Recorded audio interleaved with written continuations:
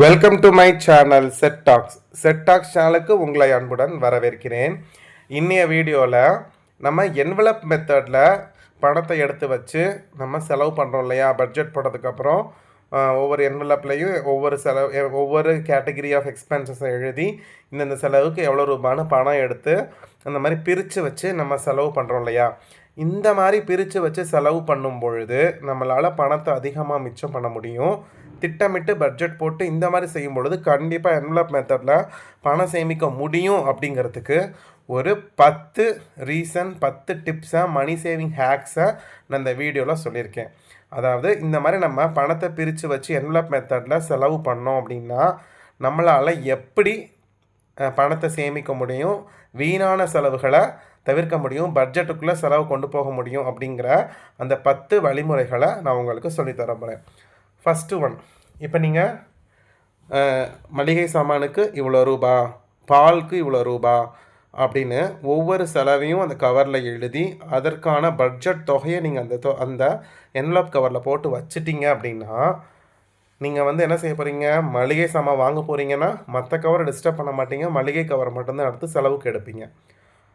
பால் வாங்க போகிறீங்கன்னா பால் கவர் எடுப்பீங்க, இல்லை எலக்ட்ரிசிட்டி பில் கட்ட போகிறீங்கன்னா இபி கவரை எடுப்பீங்க. ஸோ அந்தந்த செலவு பண்ணும் பொழுது அந்தந்த கவரை எடுப்பீங்க. இதே நீங்கள் இந்த என்வலப் மெத்தட் போடாமல் மொத்தமாக எல்லா பணத்தையும் ஒரு பேக்கில் வச்சுக்கிட்டிங்கன்னா எந்த பணத்துக்கு எவ்வளோ எடுக்கிறீங்க, எவ்வளோ செலவு பண்ணுறீங்க அப்படிங்கிற கணக்கு வரமுறையே இல்லாமல் போகும். ஸோ அப்போ நம்ம இந்த மாதிரி பிரித்து வச்சு செலவு செய்யும் பொழுது எல்லா செலவுக்குமே பணம் அவைலபிளாக இருக்கும், எல்லா செலவுக்குமே ஈக்குவலான இம்பார்ட்டன்ஸ் கிடைக்கும். அப்படிங்கிறதுனால தான் இந்த மாதிரி என்வலப் மெத்தடை நம்ம ஃபஸ்ட்டு ப்ரிஃபரன்ஸ் பண்ணுறோம். ஸோ அப்போ இப்போ நம்ம கிராசரிக்கு இவ்வளோ தொகைனா அதுக்குள்ளே தான் நம்ம செலவு பண்ணி பழகுவோம். ஏன்னா அடுத்த கவரில் பணம் எடுக்கக்கூடாது அப்படிங்கிற ரூல்ஸ் நம்ம செட் பண்ணிக்கிட்டதுனால அந்தந்த செலவுக்கு மட்டுமே அதை எடுப்போம். அப்போ நமக்கு வரவு செலவு கணக்கு எழுதும்போது கூட நமக்கு என்ன செலவு பண்ணோம் அப்படிங்கிற ஒரு கிளாரிட்டி கிடைக்குது. ரெண்டாவது விஷயம் பார்த்திங்கன்னா, இப்போ நீங்கள் தேவையில்லாத செலவை செய்ய மாட்டீங்க. இந்த மாதிரி என்வலப் கவர் பிரித்து வச்சிடுறீங்க. அப்போ நீங்கள் நம்மளோட என்வலப் கவரில் பணம் தீர்ந்துச்சு அப்படின்னா என்ன செய்வோம், கண்டிப்பாக அடுத்து அந்த செலவை பண்ண மாட்டோம். இப்போ கிராசரி நீங்கள் ஒரு மாதத்துக்கு போய் பணம் போய் இப்போ மளிகை பொருள் வாங்க போகிறீங்க அப்படின்னா அந்த கவரில் ஒரு 4000 வச்சுருக்கீங்க அப்படின்னா நீங்கள் லிஸ்ட்டு போட்டு ஒரு 3900 வாங்கிட்டீங்கன்னா என்ன பண்ணுவீங்க, மிச்சம் 100 தான் இருக்கும். அப்போ ஆட்டோமேட்டிக்காக இதில் இனிமேல் கிராசரி வாங்க பணம் இல்லை அப்படிங்கிற விஷயம் உங்களுக்கு தெரியும். அப்போ நீங்கள் என்ன பண்ணுவீங்க, மேற்கொண்டு மளிகை சாமானுக்கு செலவு பண்ணாமல் இருக்கிறத வச்சு அட்ஜஸ்ட் பண்ண ஆரம்பிங்க. அப்போ மற்ற பணம் காக்கப்படுது. இப்போ நீங்கள் என்வலப் மெத்தட் போடாமல் மொத்தமாக நீங்கள் ஒரு பேக்கில் போட்டு வச்சுருந்தீங்கன்னா மளிகை சாமானுக்கு நீங்கள் 3900 செலவு பண்ணேன் அப்படிங்கிறது கணக்கு நோட்டில் எழுதுகிறப்ப தான் தெரியும். நீங்கள் மொத்தமாக வச்சுருக்கிறப்ப என்ன செய்யாது, தெரியாது. அப்போ நீங்கள் தேவையில்லாத மளிகை சாமான் நீங்கள் வாங்கினீங்க, மிச்சம் இருக்கக்கூடிய அமௌண்ட்னா மற்ற செலவுக்கு பணம் இருக்காது. அப்போ கவர் மெத்தடில் என்வலப் மெத்தடில் அந்த கவரில் பணம் தீர்ந்துருச்சுன்னா அந்த செலவை நம்ம பண்ணாமல் அழகாக கண்ட்ரோல் பண்ணுவோம். தேவையில்லாத எக்ஸ்ட்ரா செலவு பண்ண மாட்டோம். மற்ற தேவையுள்ள செலவுகளுக்கு பணம் இல்லாமல் போகிறது, பட்ஜெட்டில் துண்டு விழுகிற இந்த மாதிரி விஷயங்கள் நடக்காது. பணமும் பார்த்திங்கன்னா கண்ட்ரோலாக ஸ்பெண்ட் ஆகிட்ருக்கும். மூணாவது விஷயம் பார்த்திங்கன்னா, இந்த என்வலப் மெத்தட் பார்த்திங்கன்னா சேமிப்பு அதிகரிக்குது. ஏன் அப்படின்னா, இப்போ நீங்கள் ஒவ்வொரு என்வலப்லையும் ஒவ்வொரு கேட்டகிரிக்கான செலவை எழுதி இந்த பணத்தை வச்சுருப்பீங்க. இந்த என்வலப் மெத்தடில் நீங்கள் என்ன பண்ணுவீங்க, கண்ட்ரோலாக செலவு பண்ணிகிட்ருப்பீங்க. ஓகே, மிச்சம் 200 தாண்டா இருக்குது, அதுக்கேற்ற மாதிரி செலவை சுருக்குங்க, அந்த மாதிரி பிளான் பண்ணி போயிட்டுருக்கிறதுனால ஏதாவது ஒரு கவரில் இல்லை ஒரு 2-3 கவரில் ₹1 ₹10 மிச்சம் இருந்துச்சு அப்படின்னா கண்டிப்பாக அந்த மிச்சப்படுறக்கூடிய பணத்தை ஒரு சேமிப்பாக எடுத்து வைக்க முடியும். ஒரு சேமிப்பு ஆல்ரெடி நீங்கள் பண்ணிகிட்ருக்க சேமிப்போடு இது எக்ஸ்ட்ரா. இப்போ நீங்கள் 15000 சம்பளம் வாங்குறீங்க, 3000 நான் சேர்த்து வச்சுருக்கேன் அக்கௌண்ட்டில், மிச்சம் 13000க்கு நான் பட்ஜெட் போட்டு ரன் பண்ணிகிட்ருக்கேன். அந்த என்வலப் மெத்தடில் எனக்கு ஒரு ₹500 மிச்சமாகுதுன்னா உங்கள் சேமிப்பு 3000லேருந்து 3500 தான் அதிகரிக்குது. ஏன்னா இதில் இந்த மாதிரி என்வலப் மெத்தட் போடும் பொழுது உங்களுக்கு பணம் மிச்சமாகிறது என்ன செய்யுது, ஒரு சேமிப்பை இன்க்ரீஸ் பண்ணுது. அதே மாதிரி இந்த மாதிரி மெத்தட் நம்ம ஃபாலோ பண்ணும் பொழுது அதாவது கிரெடிட் கார்டை நம்ம யூஸ் பண்ணுறது கிடையாது. ஏன்னா ரொக்கமாக பணத்தை எடுத்து வச்சு என்வலப் மெத்தடில் பண்ணுறதுனால செலவு கண்ட்ரோலாக பண்ணுவோம். இதே கிரெடிட் கார்டு யூஸ் பண்ணோன்னா என்ன செலவு பண்ணுறோம், ஏது பண்ணுறோம் அப்படின்னு வரமுறை இல்லாமல் செலவை பண்ண ஆரம்பிச்சிருவோம். அப்போ கடன் வாங்கக்கூடிய அந்த பழக்கம் நம்மக்கிட்ட குறையுது. ஏன்னா கையில் செலவு பண்ணுறோம், கையில் பணத்தை எடுக்கிறோம், அதை பிரித்து வைக்கிறோம். பிரித்து வச்சதை செலவு பண்ணும் பொழுது நம்ம என்ன பண்ணுறோம், ஐயோ கவரில் பணம் முடிஞ்சு போச்சுன்னா பணம் இல்லைடா சாமின்னு நினச்சிட்டு கடன் வாங்காமல் இருக்கிறதுக்குள்ளே நம்ம என்ன செய்கிறோம், ஃபேமிலியை ரன் பண்ணுறோம். இதே கார்டை ஸ்வைப் பண்ணி வாங்குறீங்கன்னா உங்கள் அக்கௌண்ட்டில் பணம் முற்றிலுமாக குறைஞ்சி போனால் மட்டும்தான் உங்களுக்கு ஒரு அவேர்னஸ்ஸே வரும். ஸோ அதனால் இது ஒரு மெத்தடு. அடுத்து இந்த மாதிரி என்வலப் கவர் போட்டு நம்ம செலவு பண்ணுறது பார்த்திங்கன்னா நம்ம என்ன பட்ஜெட் போட்டிருக்கோமோ அதை ஃபாலோ பண்ணுறதுக்கு ஹெல்ப்ஃபுல்லாக இருக்குது.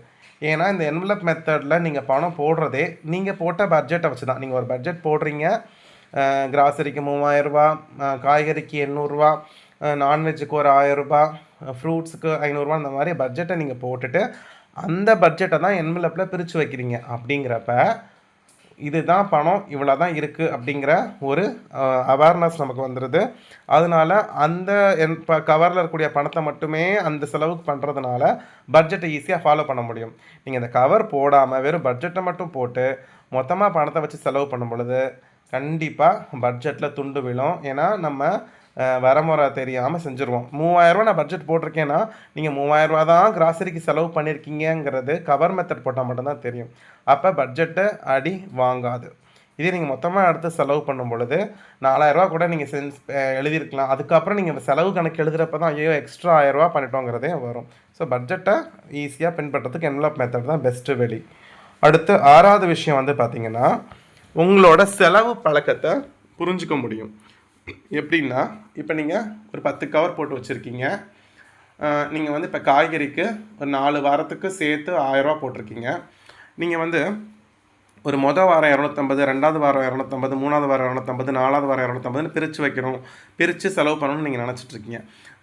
ஆனால் நீங்கள் மொதல் வாரமே 1000 ரூபாயில் ஒரு 500 ரூபாய் எடுத்துகிட்டு போய் 400 ரூபாய்க்கு காய்கறி வாங்கிட்டீங்கன்னா மிச்சம் 600 தான் அந்த கவரில் இருக்கும்.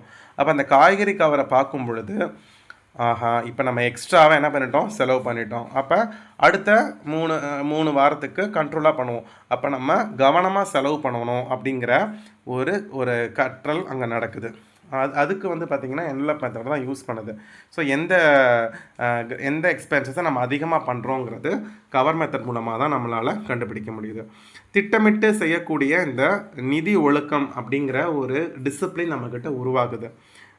ஏன்னா ப்ராப்பராக செலவு பண்ணிக்கிட்டே இருப்போம். அந்தந்த கவர் வரும் பொழுது அந்த செலவு மட்டும் பண்ணுவோம். இல்லை இப்போதைக்கு நமக்கு இதில் கம்மியாக பணம் இருக்கா, இந்த செலவை சுருக்கு, இதில் பணம் அதிகமாக இருக்கா, இதை கொஞ்சம் எக்ஸ்ட்ராவாக செலவு பண்ணிக்கலாம். அந்த மாதிரி ஒரு டிசிப்ளின் வருது. தேவையில்லாமல் ஐயோ மாத கடைசியில் பணம் பற்றாமல் போய் ஐயோ நம்மக்கிட்ட பணம் இல்லையே, மாத கடைசியில் கடன் வாங்குவோமா, அந்த மாதிரி கடன் வாங்கினா அதை எப்படி திரும்பி கொடுக்குறது, இந்த மாதிரி தேவையில்லாத ஸ்ட்ரெஸ்ஸு மன அழுத்தம்லாம் குறையுது. ஏன்னா நமக்கு சிஸ்டமேட்டிக்காக பிளான்டாக போயிட்டுருக்கு. 9வது விஷயம் பார்த்திங்கன்னா நம்மளோட குடும்ப நிதி மேலாண்மை மேம்படுகிறது. அதாவது இந்த மாதிரி என்வலப் மெத்தடில் செய்யும் பொழுது எல்லாருமே வீட்டில் உள்ள பிள்ளைங்க, ஹஸ்பண்ட், ஒய்ஃப் எல்லாமே உட்காந்து இதுதான் நம்மளோட பட்ஜெட்டு. ஸோ இந்த கவரில் இருக்கக்கூடிய செலவு மட்டும்தான் நம்ம பண்ணணும். இப்போ கிராசரிக்கு நான் 5000னா நான் 5000 மட்டும்தான் செலவு பண்ணணும் அப்படின்னு நீங்கள் ஃபேமிலியாக என்ன பண்ணணும், உட்காந்து அதை டிஸ்கஸ் பண்ணணும். அப்போ நீங்கள் ஒரு செலவு பண்ணிட்டீங்க, கிராசரிக்கு நான் 3000 ரூபா செலவு பண்ணிட்டேன், மிச்சம் 2000 தான் நம்மளோட கவரில் இருக்குது, அதுக்கேற்ற மாதிரி நீங்கள் என்ன பண்ணுங்கள், செலவை சுருக்குங்க அப்படின்னு உங்களோட குடும்ப மெம்பர்களுக்கு புரிய வைக்கலாம். அப்போ அவங்க தேவையில்லாத செலவை உங்ககிட்ட கொண்டு வர மாட்டாங்க. அதே மாதிரி நம்மளுடைய ஃபேமிலி ஃபண்டும் இன்க்ரீஸ் ஆகும். அதே மாதிரி இந்த என்வலப் மெத்தட் பார்த்திங்கன்னா யாருக்கு எல்லாருக்குமே இது பெஸ்ட் மெத்தடு. பட் ஆனால் நம்ம குறைவாக சம்பளம் வாங்குறவங்களுக்கு குறைவான நம்ம சம்பளம் வாங்கினாலும் கடன் இல்லாமல் வாழணும், பிரச்சனை இல்லாமல் எல்லா செலவுக்கும் ஈக்குவல் இம்பார்ட்டன்ஸ் கொடுக்கணும், போட்ட பட்ஜெட் படி வாழணும்னா இந்த என்வலப் மெத்தட் தான் பெஸ்ட்டு. ஸோ குறைவான சம்பளம் வாங்குறவங்களுக்கு பெஸ்ட்டு மெத்தட் இந்த மெத்தட். ஸோ இந்த வீடியோ உங்களுக்கு பிடிச்சிருக்கு, பயனுள்ளதாக இருக்குது நீங்கள் நினச்சிங்கன்னா மறக்காமல் நம்ம சேனலை சப்ஸ்கிரைப் பண்ணுங்கள், நம்மளோட இந்த வீடியோவை லைக் பண்ணுங்கள், உங்களோட கமெண்ட்ஸை மறக்காமல் கமெண்ட் பண்ணுங்கள். இது யூஸ்ஃபுல்லாக இருக்க பட்சத்தில் உங்கள் ஃப்ரெண்ட்ஸ்க்கு இந்த வீடியோவை ஷேர் பண்ணுங்கள். ஃப்ரெண்ட்ஸ், அடுத்த வீடியோவில் உங்கள் எல்லாரையும் பார்க்குறேன். Bye friends.